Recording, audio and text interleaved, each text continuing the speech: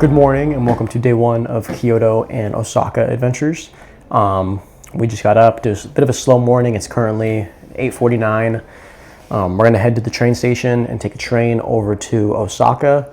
Do a little bit of exploring there just for today, and then for the next 2 days, we're going to run around Kyoto.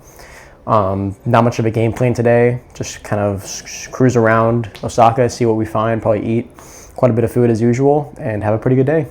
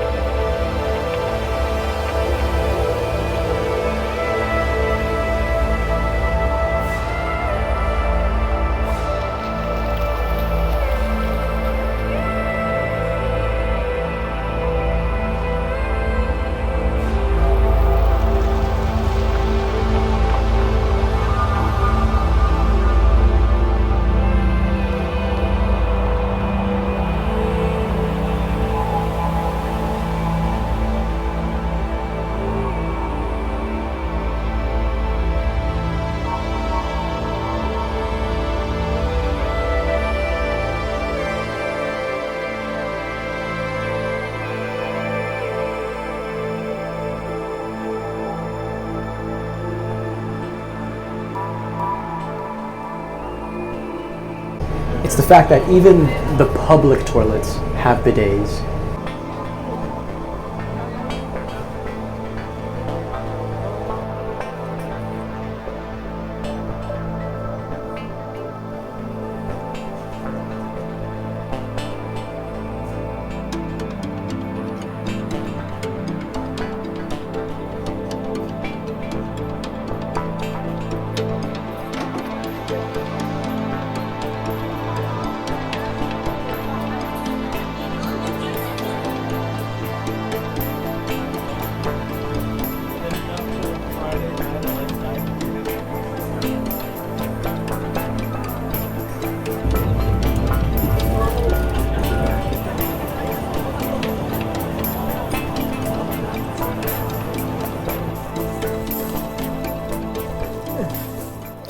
It is the end of the day, and what a day it has been. We started off going to a temple here in Kyoto before heading over to Kyoto Station to catch like a 30 to 40 minute train ride over to Osaka. Once we got there, me and my mom obviously split off and we went to the Osaka Castle, the biggest castle in all of Japan. It was super cool, massive thing, really beautiful from the outside. The street performance that we got to see was really cool as well. Those guys said they travel all over the world doing their performance, and it was cool to be a part of that, cheering them on, trying to get everybody hyped up.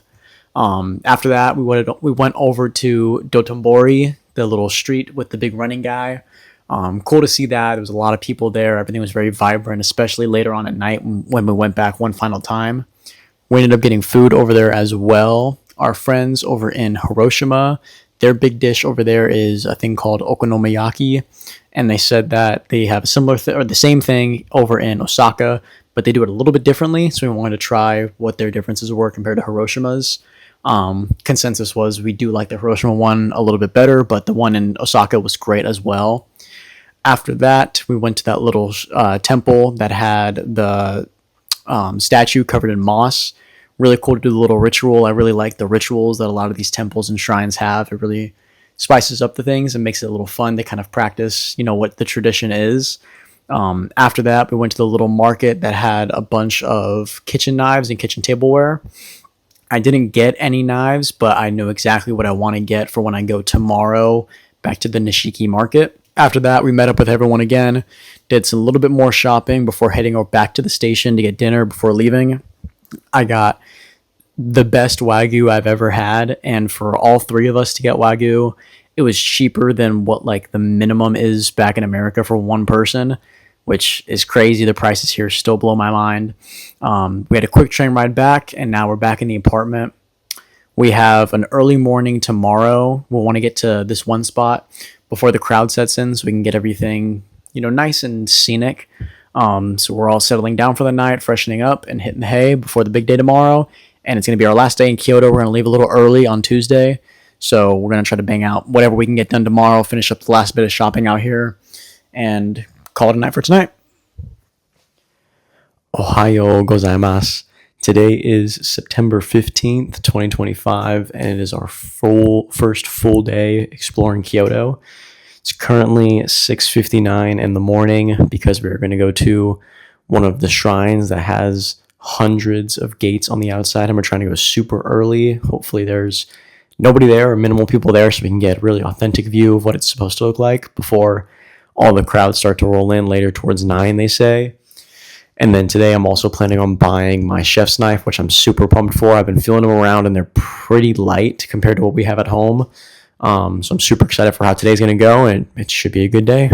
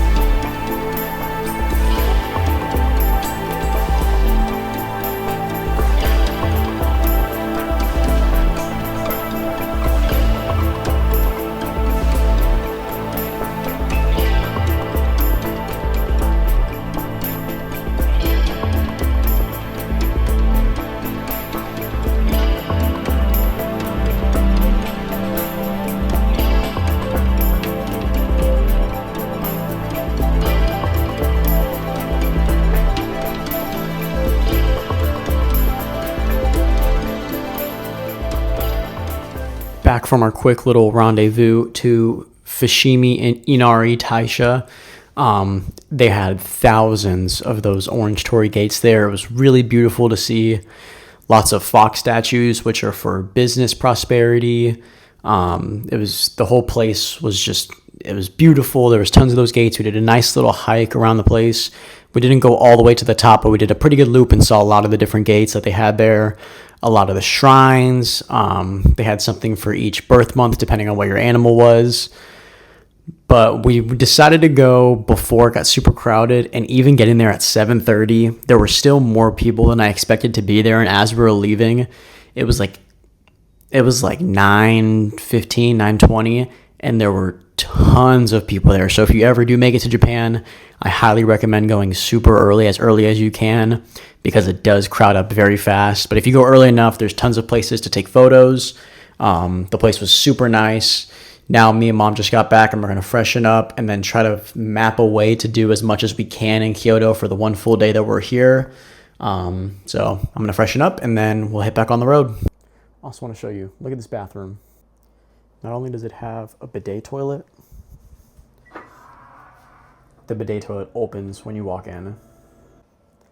They just got everything here.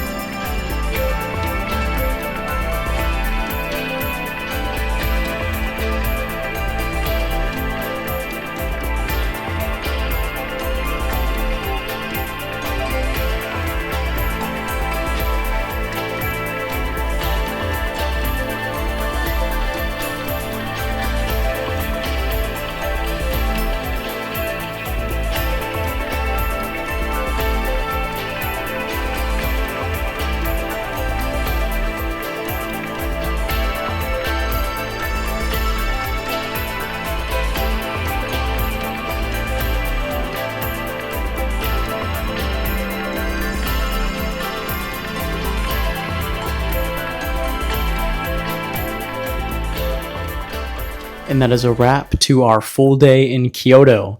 So a bit of a slower day. After we got back and got ready, took a little bit of a while to rest. We thought we were going to go out as a whole group, but it ended up just being me and mom going out. We went to the Kiyomizudera Temple, which was that beautiful temple nestled into the hills right outside of Kyoto. It was really beautiful to see that kind of temple and scenery all nestled, not so much in the city, but nice and outside of it. There was a lot of people there, but seeing that viewpoint from outside of the city, getting a nice overlook of the whole thing, that was really nice. And then did a little bit of shopping to get some gifts for some people. After that, we took a taxi back down to the Nishiki market, and I got my kitchen knife. I don't have a video of it, but in the video that I just showed, if you zoom in to the knife that's at the bottom of the screen, it's the same handle. The blade is a little different than the one that I got, but it looks pretty similar to that. We also got some lunch. We got that Wagyu and ramen. Not as good as the Wagyu we got last night, but it was also still very good, pretty much comparable to what we have back at home. And then from there, we met up with the rest of the group back at the house. We hung out for a little bit, and then we took taxis over to Arashiyama Kimono Forest, which was this setup of a bunch of pillars that had kimonos lit up inside of them. It was really nice and really pretty to see. After that, we took the trolley back from that area right outside of Kyoto back into the city. And then me and mom broke off to go do our own dinner. And it was a very interesting experience. The place that we landed on was a little hole in the wall that there was zero English. Nobody spoke English. The menu wasn't in English. We tried Google Translate, and it barely worked out at all. It worked out enough for me and mom to get a drink, and mom got some tempura. I had to use Google Translate to figure out what was recommended, and when I asked what's kind of popular here, the guy couldn't figure out what the word was, but he made this reference, which was indicating that it was pufferfish. I had wanted to try pufferfish, but I was a little hesitant with this restaurant, so I ended up getting some tuna. And then after that, there was an older gentleman with an iPad who came up, and he pulled up Google Translate, and he was super helpful, a really nice guy. He kind of asked, what I thought of the food, to relay that to the chefs. He asked what else I wanted to drink. I kind of asked, what do they recommend, trying to get a feel for what the locals really like. So at first I got a whiskey soda, and then I got some sake that was really good. I thought it was even better than the stuff that I had in Hiroshima. I also got that whole fish that I put a picture of it right here. That was really good. The guy was super helpful. He said if I needed anything else to let him know, and he'll help relay the message to the chefs, which was super nice. And then before we left, the chef cut us up a nice, I think it was a Japanese apple, Japanese pear. I wasn't super sure, but it was a Japanese fruit. He gave us a slice of one. And then as we're walking out of the restaurant, he runs outside and hands us a full one and says it's for us to enjoy our trip in Japan, which was a really nice end to the Kyoto episode. And just to close that off, I'm going to shower up because it's been a bit of a long day. And then tomorrow we check out of the Airbnb at 10. From there, I think we're just going to go straight to the train station and then train over to Tokyo, explore a little bit of Tokyo because we can't check into our hotel room until 4. But tomorrow is going to wrap up this episode. But for now, I'm just going to call it a night, and I'll see you in the morning.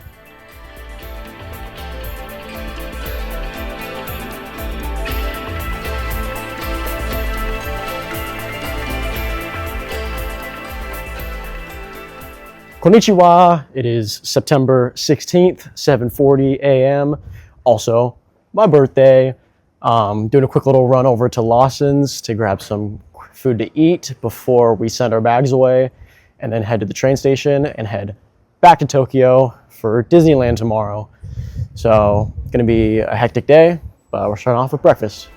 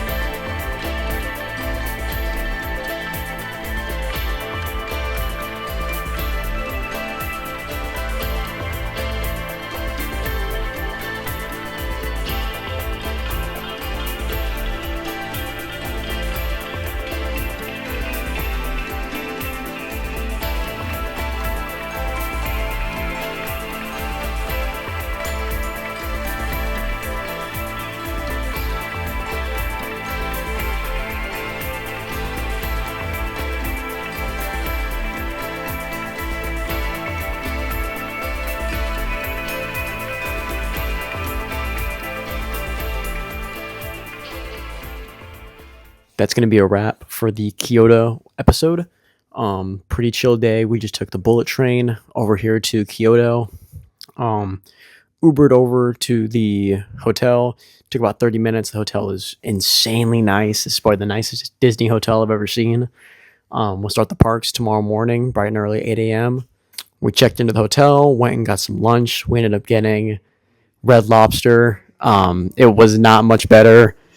It was probably maybe a little worse. It wasn't the best food we've had on this trip, but what to be expected, getting Red Lobster in Japan.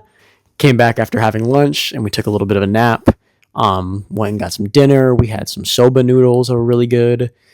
Had some white bait fish, and then a little bit of dessert to go with it, and that was all for like $14, which still blows my mind. We're going to call it a wrap for today. We're going to finish getting ready for bed, and then wake up early in the morning to hit Disneyland, the regular side, tomorrow, and then Disney Sea on Thursday. But that's a wrap for tonight, and tune in for the next and final part of the video. Peace.